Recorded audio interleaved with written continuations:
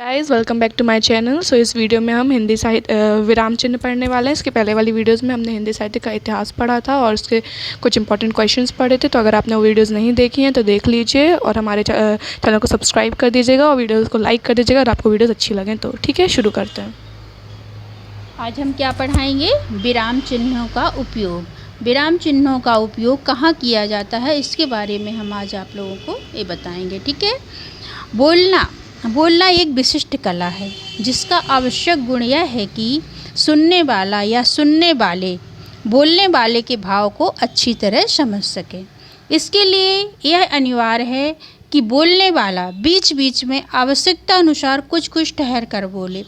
मतलब इसके लिए क्या अनिवार्य है कि जो बोलने वाला होता है वो बीच बीच में आवश्यकता अनुसार, जब आवश्यकता होती है तो उसको कुछ वो ठहर ठहर कर बोले।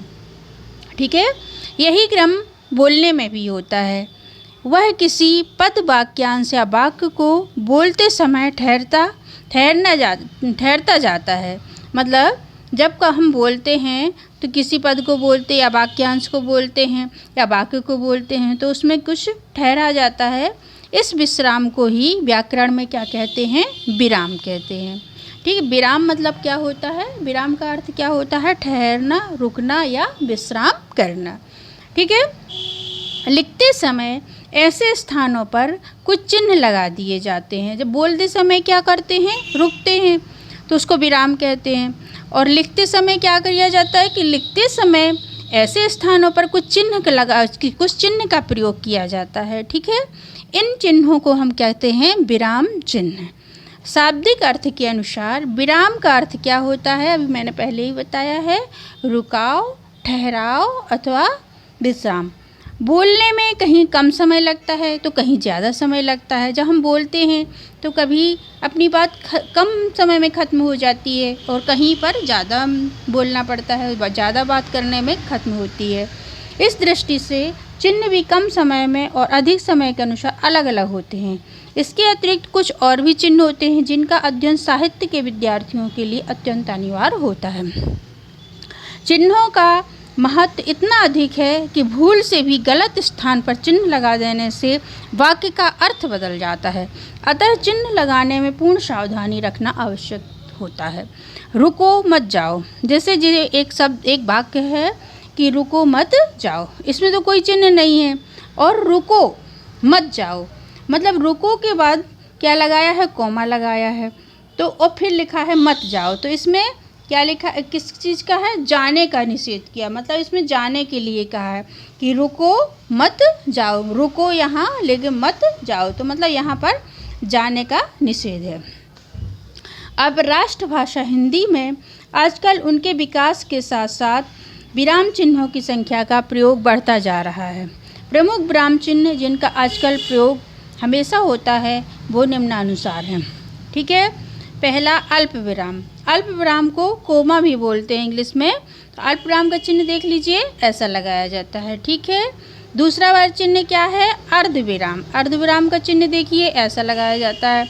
तीसरा पूर्ण विराम। पूर्ण विराम तो आप सभी लोग जानते ही होंगे। अक्सर पूर्ण विराम कोई भी वाक्य पूरा होता है तो उसमें हम पूर्ण विराम लगाते हैं और बुक में भी देखिए लगा रहता है पूर्ण विराम। जहाँ हम रुकते हैं, जैसे कोई वाक्य जब पूरा होता है तो वहाँ पर पूर्ण विराम लगाया जाता है। प्रश्न चिन्ह, जब हम कोई प्रश्न करते हैं किसी से तो वहाँ पर क्या लगाया जाता है? प्रश्न चिन्ह का प्रयोग किया जाता है। विस्मयादि बोधक चिन्ह। विस्मयादि बोधक चिन्ह का प्रयोग कहाँ किया जाता है? जहाँ खुशी होती है, शोक होता है, आश्चर्य होता है, तो वहाँ पर विस्मयादि बोधक चिन्ह का प्रयोग किया जाता है। विस्मयादि बोधक चिन्ह का प्रयोग देख लीजिए कैसा चिन्ह रहता है विस्मयादि बोधक चिन्ह। और छठवां संयोजक चिन्ह। संयोजक चिन्ह का देख लीजिए, एक थोड़ी छोटी सी लाइन खींची रहती है, उसको संयोजक चिन्ह कहते हैं।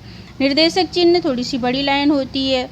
और कोष्टक तो आप लोग जानते होंगे, कुछ भी चीज़ लिखने से पहले, जैसे मध्य प्रदेश लिखा तो उसमें आजू बाजू क्या लगा देते हैं? कोष्टक का चिन्ह लगा देते हैं। और उद्धरण या अवतरण चिन्ह। उद्धरण या अवतरण, उसको अवतरण चिन्ह भी कहते हैं और उद्धरण चिन्ह भी कहते हैं। तो उद्धरण चिन्ह को इंग्लिश में इन्वर्टेड कामा कहा जाता है। तो उसमें एक सिंगल वाला भी रहता है और डबल वाला भी रहता है। इसका प्रयोग मैं बाद में बताऊंगी, सिंगल वाले का प्रयोग कहाँ किया जाता है और डबल वाले का प्रयोग कहाँ किया जाता है। अभी मैं सिर्फ विराम चिन्ह के बारे में बता रही कि कौन कौन से विराम चिन्ह कैसे होते हैं, इसका बता रही हूँ, लेकिन इसका उपयोग मैं फिर बाद में नेक्स्ट वीडियो में बता दूंगी। ठीक है। लोप निर्देशक चिन्ह। लोप निर्देशक चिन्ह देख लीजिए कैसा होता है, इस प्रकार का होता है। आदेश चिन्ह देख लीजिए, इस प्रकार का होता है। और अगला लाघव चिन्ह, 12वां चिन्ह कौन सा? लाघव चिन्ह। लाघव चिन्ह का प्रयोग ऐसा होता है, एक गोला सा। और हंसपद देख लीजिए, ये ऐसा होता है। बराबर सूचक चिन्ह देख लीजिए, बराबर का आप लोग जानते ही होंगे, इसमें मैथ में भी प्रयोग किया जाता है बराबर का। पुनरुक्ति बोध चिन्ह, इसका भी मैथ में किया जाता है। और समाप्ति सूचक चिन्ह, जब आखिरी में कोई चीज़ समाप्त हो जाती है तो समाप्ति सूचक चिन्ह का प्रयोग किया जाता है। अभी सिर्फ मैंने आपको चिन्हों के बारे में बताया है कि कौन कौन से चिन्ह कैसे होते हैं।